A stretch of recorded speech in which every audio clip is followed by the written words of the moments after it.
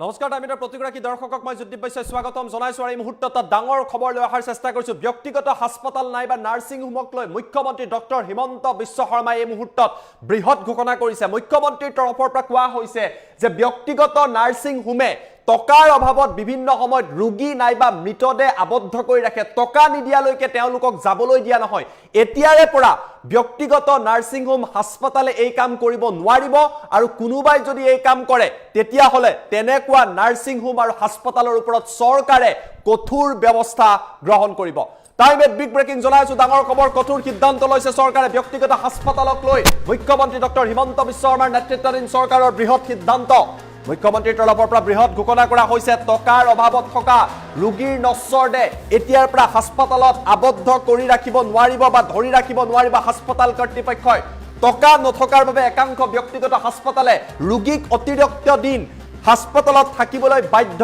কৰে এতিয়াৰ পৰা এই কাম কৰিব নোৱাৰিব আৰু কোনোবাই এই কাম কৰিলে অভিযোগৰ বাবে হেল্পলাইন নম্বৰত কল কৰিব পাৰিব কোনো ব্যক্তিগত হাস্পতালে এই কাম কৰিলে হেল্পলাইন নম্বৰত দিব পাৰিব অভিযোগ আৰক্ষীয়ে গৈ তেনে ৰোগী আৰু আত্মীয়ক উদ্ধাৰ কৰিব মুখ্যমন্ত্ৰীয়ে বৃহৎ ঘোষণা কৰিছে বিভিন্ন সময়ত দেখিবলৈ পোৱা যায় যে ব্যক্তিগত হাস্পতাল আৰু নাৰ্ছিং হোমে ক্ষমতাৰ অপব্যৱহাৰ কৰে তেওঁলোকে টকা নিদিয়াৰ বাবে বা টকা ক্লিয়াৰ কৰিব নোৱাৰিলে মৃতদেহবিলাক আবদ্ধ কৰি ৰাখে যাবলৈ নিদিয়ে তেওঁলোকে মাটি বাৰী বিক্ৰী কৰি ততাতৈয়াকৈ টকা দি লৈ যাবলগীয়া হয় এই কাম এতিয়াৰ পৰা সহ্য কৰা নহয় চৰকাৰে এই কাম সহ্য নকৰে অমানৱীয় এনে কামৰ বিৰুদ্ধে এনে কাম কৰা ব্যক্তিগত খণ্ডৰ চিকিৎসালয় নাৰ্ছিং হোম বিপদত পৰিব চৰকাৰে 2 এদিনতে কেবিনেটত ইয়াক লৈ বৃহৎ সিদ্ধান্ত ল'ব আৰু এটা হেল্পলাইন নম্বৰ মুকলি কৰা হ'ব এই হেল্পলাইন নম্বৰত আপোনাৰ যদি কোনোবা আত্মীয় কিবা কাৰণে টকা দিব পৰা নাই অতিৰিক্ত দিন থাকিবলগীয়া হৈছে নাৰ্ছিং হোমত ব্যক্তিগত হাস্পতালত হেল্পলাইন নম্বৰত ফোন কৰিব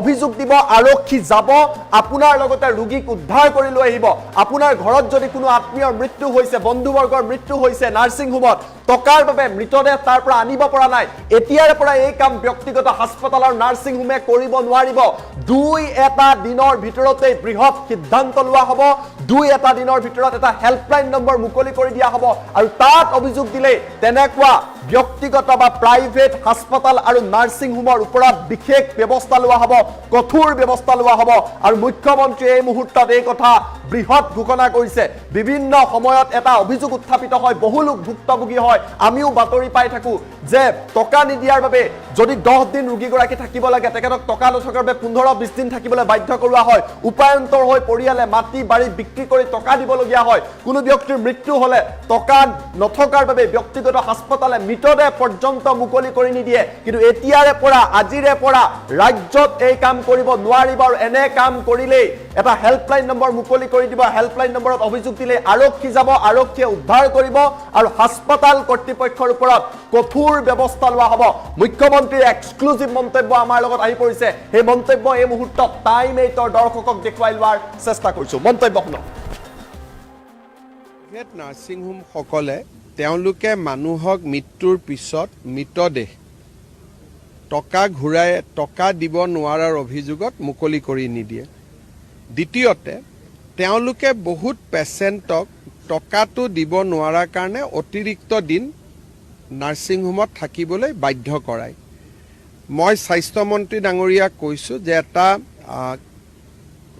কল চেণ্টাৰ নম্বৰ এটা দিব লাগে 102 হওক 103 হওক যি পেচেণ্টে এনেকুৱা অসুবিধা পায় তেওঁলোকে যাতে লগে লগে সেই কল চেণ্টাৰটোত ফোন কৰি দিয়ে আৰু আৰক্ষীয়ে গৈ পেচেণ্টজনক হস্পিটালৰ পৰা লৈ আহিব পাৰে কাৰণ ভাৰতৰ সংবিধান আৰু আইনে কোনো ব্যক্তিৰ মৃতদেহ ধৰি ৰখা বা কোনো পেচেণ্টক টকা দিব নোৱাৰাৰ কাৰণে ধৰি ৰখাৰ অনুমতি নিদিয়ে কোনোবাই যদি আপোনাক পইচা দিয়া নাই আপুনি চুক্তি কৰিব আদালতত যাব তেওঁৰ ঘৰ ক্ৰক কৰিব তেওঁৰ গাড়ী ক্ৰক কৰিব বেলেগ কথা কিন্তু মানুহজনক ধৰি ৰখাৰ নিয়মটো নাই সেইটো আৰ্টিকল 21ত লিখা আছে ভাৰতৰ সংবিধানৰ যে জীৱন সকলোৰে অধিকাৰ ইয়াক কোনেও কাকো ধৰি ৰাখিব নোৱাৰে ইভেন পুলিচেও কাবাক ধৰি ৰাখিলে কোৰ্টক জনাব লাগে নাৰ্ছিং হোমে মানুহক ধৰি ৰাখে কোৰ্টকো নজনায় পুলিচকো নজনায় মাটি বাৰী বিক্ৰী কৰিব বাধ্য কৰায়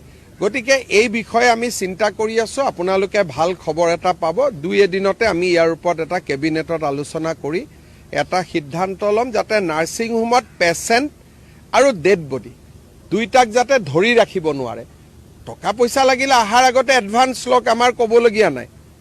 আৰু মইতো নাৰ্ছিং হোমসকলক সদায় কওঁ যে এনেকুৱা পেচেণ্টক আপোনালোকে ল'ব যোনে আপোনালোকক টকা দিব পাৰিব। দুখীয়া মানুহবিলাকক পেচেণ্ট হিচাপে আপোনালোকে নল'ব, পিছত অশান্তি হয়, আপোনালোকেও পইচা নাপায়, কাৰোবাক ধৰি ৰাখিব লাগে, মাটি কম দামত গৈ বিক্ৰী কৰি আহিব লাগে। গতিকে ব্যৱস্থাটো ভাল নহয়। এই ক্ষেত্ৰত আমি কঠোৰ সিদ্ধান্ত আমি ল'ব গৈ আছোঁ। প্ৰাইভেট নাৰ্ছিং হোমসকলে তেওঁলোকে মানুহক মৃত্যুৰ পিছত মৃতদেহ টকা দিব নোৱাৰাৰ অভিযোগত মুকলি কৰি নিদিয়ে। দ্বিতীয়তে তেওঁলোকে বহুত পেচেণ্টক টকাটো দিব নোৱাৰাৰ কাৰণে অতিৰিক্ত দিন নাৰ্ছিং হোমত থাকিবলৈ বাধ্য কৰায়। মই স্বাস্থ্যমন্ত্ৰী ডাঙৰীয়াক কৈছোঁ যে এটা কল চেণ্টাৰ নম্বৰ এটা দিব লাগে, 102 হওক 103 হওক। যি পেচেণ্টে এনেকুৱা অসুবিধা পায় তেওঁলোকে যাতে লগে লগে সেই কল চেণ্টাৰটোত ফোন কৰি দিয়ে আৰু আৰক্ষীয়ে গৈ পেচেণ্টজনক হস্পিটেলৰ পৰা লৈ আহিব পাৰে। কাৰণ ভাৰতৰ সংবিধান আৰু আইনে কোনো ব্যক্তিৰ মৃতদেহ ধৰি ৰখা বা কোনো পেচেণ্টক টকা দিব নোৱাৰাৰ কাৰণে ধৰি ৰখাৰ অনুমতি নিদিয়ে। কোনোবাই যদি আপোনাক পইচা দিয়া নাই, আপুনি চুক্তি কৰিব, আদালতত যাব, তেওঁৰ ঘৰ ক্ৰক কৰিব, তেওঁৰ গাড়ী ক্ৰক কৰিব, বেলেগ কথা। কিন্তু মানুহজনক ধৰি ৰখাৰ নিয়মটো নাই। সেইটো আৰ্টিকল 21ত লিখা আছে ভাৰতৰ সংবিধানৰ যে জীৱন সকলোৰে অধিকাৰ, ইয়াক কোনেও কাকো ধৰি ৰাখিব নোৱাৰে। ইভেন পুলিচেও কাৰোবাক ধৰি ৰাখিলে কোৰ্টক জনাব লাগে। নাৰ্ছিং হোমে মানুহক ধৰি ৰাখে, কোৰ্টকো নজনায়, পুলিচকো নজনায়, মাটি বাৰী বিক্ৰী কৰিব বাধ্য কৰায়। গতিকে এই বিষয়ে আমি চিন্তা কৰি আছোঁ। আপোনালোকে ভাল খবৰ এটা পাব। 2 এদিনতে আমি ইয়াৰ ওপৰত এটা কেবিনেটত আলোচনা কৰি এটা সিদ্ধান্ত ল'ম যাতে নাৰ্ছিং হোমত পেচেণ্ট আৰু ডেড বডি দুইটাক যাতে ধৰি ৰাখিব নোৱাৰে।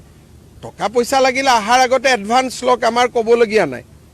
আৰু মইতো নাৰ্ছিং হোমসকলক সদায় কওঁ যে এনেকুৱা পেচেণ্টক আপোনালোকে ল'ব যোনে আপোনালোকক টকা দিব পাৰিব। দুখীয়া মানুহবিলাকক পেচেণ্ট হিচাপে আপোনালোকে নল'ব, পিছত অশান্তি হয়, আপোনালোকেও পইচা নাপায়, কাৰোবাক ধৰি ৰাখিব লাগে, মাটি কম দামত গৈ বিক্ৰী কৰি আহিব লাগে। গতিকে ব্যৱস্থাটো ভাল নহয়। এই ক্ষেত্ৰত আমি কঠোৰ সিদ্ধান্ত আমি ল'ব গৈ আছোঁ। প্ৰাইভেট নাৰ্ছিং হোমসকলে তেওঁলোকে মানুহক মৃত্যুৰ পিছত মৃতদেহ টকা দিব নোৱাৰাৰ অভিযোগত মুকলি কৰি নিদিয়ে। দ্বিতীয়তে তেওঁলোকে বহুত পেচেণ্টক টকাটো দিব নোৱাৰাৰ কাৰণে অতিৰিক্ত দিন নাৰ্ছিং হোমত থাকিবলৈ বাধ্য কৰায়। মই স্বাস্থ্যমন্ত্ৰী ডাঙৰীয়াক কৈছোঁ যে এটা কল চেণ্টাৰ নম্বৰ এটা দিব লাগে, 102 হওক 103 হওক। যি পেচেণ্টে এনেকুৱা অসুবিধা পায় তেওঁলোকে যাতে লগে লগে সেই কল চেণ্টাৰটোত ফোন কৰি দিয়ে আৰু আৰক্ষীয়ে গৈ পেচেণ্টজনক হস্পিটেলৰ পৰা লৈ আহিব পাৰে। কাৰণ ভাৰতৰ সংবিধান আৰু আইনে কোনো ব্যক্তিৰ মৃতদেহ ধৰি ৰখা বা কোনো পেচেণ্টক টকা দিব নোৱাৰাৰ কাৰণে ধৰি ৰখাৰ অনুমতি নিদিয়ে। কোনোবাই যদি আপোনাক পইচা দিয়া নাই, আপুনি চুক্তি কৰিব, আদালতত যাব, তেওঁৰ ঘৰ ক্ৰক কৰিব, তেওঁৰ গাড়ী ক্ৰক কৰিব, বেলেগ কথা। কিন্তু মানুহজনক ধৰি ৰখাৰ নিয়মটো নাই। সেইটো আৰ্টিকল 21ত লিখা আছে ভাৰতৰ সংবিধানৰ যে জীৱন সকলোৰে অধিকাৰ, ইয়াক কোনেও কাকো ধৰি ৰাখিব নোৱাৰে। ইভেন পুলিচেও কাৰোবাক ধৰি ৰাখিলে কোৰ্টক জনাব লাগে। নাৰ্ছিং হোমে মানুহক ধৰি ৰাখে, কোৰ্টকো নজনায়, পুলিচকো নজনায়, মাটি বাৰী বিক্ৰী কৰিব বাধ্য কৰায়। গতিকে এই বিষয়ে আমি চিন্তা কৰি আছোঁ। আপোনালোকে ভাল খবৰ এটা পাব। 2 এদিনতে আমি ইয়াৰ ওপৰত এটা কেবিনেটত আলোচনা কৰি এটা সিদ্ধান্ত ল'ম যাতে নাৰ্ছিং হোমত পেচেণ্ট আৰু ডেড বডি দুইটাক যাতে ধৰি ৰাখিব নোৱাৰে। টকা পইচা লাগিলে অহাৰ আগতে এডভান্স লওক, আমাৰ ক'বলগীয়া নাই। আৰু মইতো নাৰ্ছিং হোমসকলক সদায় কওঁ যে এনেকুৱা পেচেণ্টক আপোনালোকে ল'ব যোনে আপোনালোকক টকা দিব পাৰিব। দুখীয়া মানুহবিলাকক পেচেণ্ট হিচাপে আপোনালোকে নল'ব, পিছত অশান্তি হয়, আপোনালোকেও পইচা নাপায়, কাৰোবাক ধৰি ৰাখিব লাগে, মাটি কম দামত গৈ বিক্ৰী কৰি আহিব লাগে। গতিকে ব্যৱস্থাটো ভাল নহয়। এই ক্ষেত্ৰত আমি কঠোৰ সিদ্ধান্ত আমি ল'ব গৈ আছোঁ।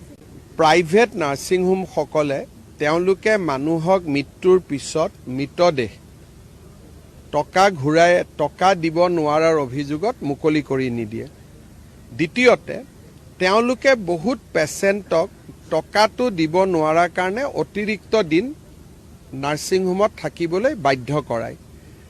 মই স্বাস্থ্যমন্ত্ৰী ডাঙৰীয়াক কৈছোঁ যে এটা কল চেণ্টাৰ নম্বৰ এটা দিব লাগে, 102 হওক 103 হওক। যি পেচেণ্টে এনেকুৱা অসুবিধা পায় তেওঁলোকে যাতে লগে লগে সেই কল চেণ্টাৰটোত ফোন কৰি দিয়ে আৰু আৰক্ষীয়ে গৈ পেচেণ্টজনক হস্পিটেলৰ পৰা লৈ আহিব পাৰে। কাৰণ ভাৰতৰ সংবিধান আৰু আইনে কোনো ব্যক্তিৰ মৃতদেহ ধৰি ৰখা বা কোনো পেচেণ্টক টকা দিব নোৱাৰাৰ কাৰণে ধৰি ৰখাৰ অনুমতি নিদিয়ে। কোনোবাই যদি আপোনাক পইচা দিয়া নাই, আপুনি চুক্তি কৰিব, আদালতত যাব, তেওঁৰ ঘৰ ক্ৰক কৰিব, তেওঁৰ গাড়ী ক্ৰক কৰিব, বেলেগ কথা। কিন্তু মানুহজনক ধৰি ৰখাৰ নিয়মটো নাই। সেইটো আৰ্টিকল 21ত লিখা আছে ভাৰতৰ সংবিধানৰ, যে জীৱন সকলোৰে অধিকাৰ, ইয়াক কোনেও কাকো ধৰি ৰাখিব নোৱাৰে। ইভেন পুলিচেও কাৰোবাক ধৰি ৰাখিলে কোৰ্টক জনাব লাগে। নাৰ্ছিং হোমে মানুহক ধৰি ৰাখে, কোৰ্টকো নজনায়, পুলিচকো নজনায়, মাটি বাৰী বিক্ৰী কৰিব বাধ্য কৰায়। গতিকে এই বিষয়ে আমি চিন্তা কৰি আছোঁ। আপোনালোকে ভাল খবৰ এটা পাব। 2 এদিনতে আমি ইয়াৰ ওপৰত এটা কেবিনেটত আলোচনা কৰি এটা সিদ্ধান্ত ল'ম, যাতে নাৰ্ছিং হোমত পেচেণ্ট আৰু ডেড বডি দুইটাক যাতে ধৰি ৰাখিব নোৱাৰে। টকা পইচা লাগিলে অহাৰ আগতে এডভান্স লওক, আমাৰ ক'বলগীয়া নাই। আৰু মইতো নাৰ্ছিং হোমসকলক সদায় কওঁ যে এনেকুৱা পেচেণ্টক আপোনালোকে ল'ব যোনে আপোনালোকক টকা দিব পাৰিব। দুখীয়া মানুহবিলাকক পেচেণ্ট হিচাপে আপোনালোকে নল'ব, পিছত অশান্তি হয়, আপোনালোকেও পইচা নাপায়, কাৰোবাক ধৰি ৰাখিব লাগে, মাটি কম দামত গৈ বিক্ৰী কৰি আহিব লাগে। গতিকে এই ব্যৱস্থাটো ভাল নহয়। এই ক্ষেত্ৰত আমি কঠোৰ সিদ্ধান্ত আমি ল'ব গৈ আছোঁ। প্ৰায়